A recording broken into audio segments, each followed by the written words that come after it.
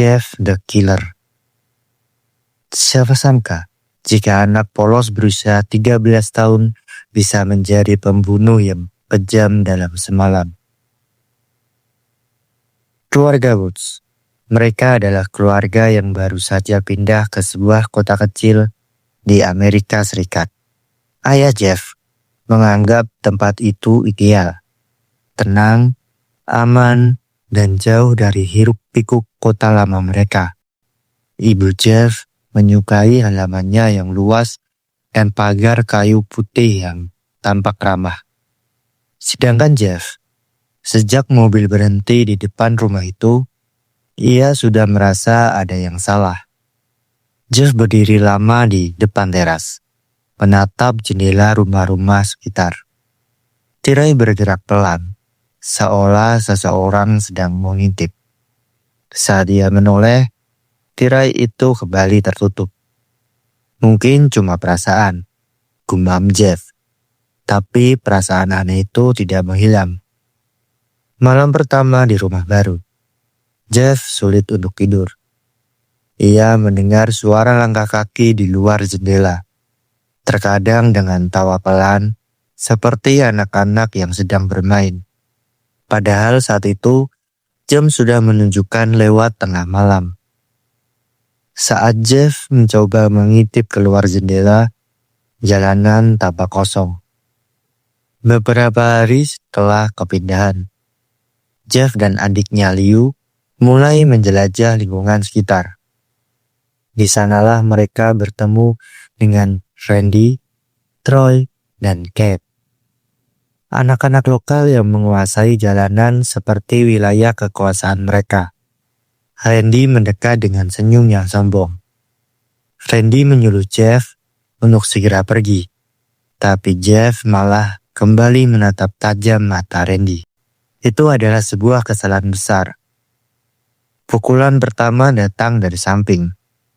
Jeff terjatuh. Kepalanya menghantam aspal. Darah terasa hangat mengalir dari kepalanya.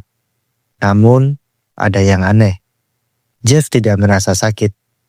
Yang ia rasakan justru perasaan lega.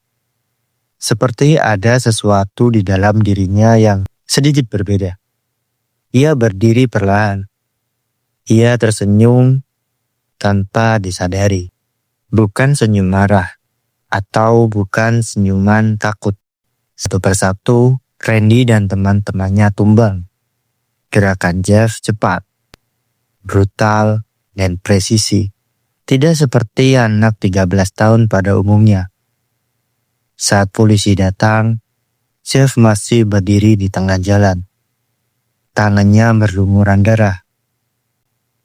Setelah kejadian itu, Jeff sering duduk di kamar gelap tanpa lampu. Ia mulai tertawa sendiri. Ia menatap cermin berjam-jam. Ibunya mengira Jeff mengalami trauma. Dokter berkata, Jeff hanya butuh waktu. Tak seorang pun menyadari bahwa Jeff menikmati momen itu. Ia mulai kurang tidur. Makanan terasa hambar.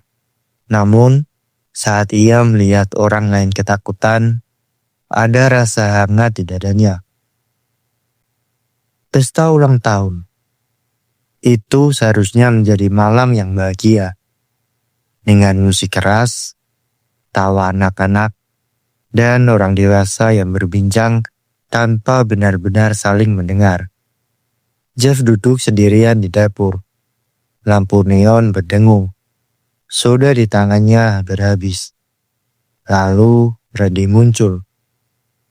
Randy melemparkan sebuah pukulan cepat.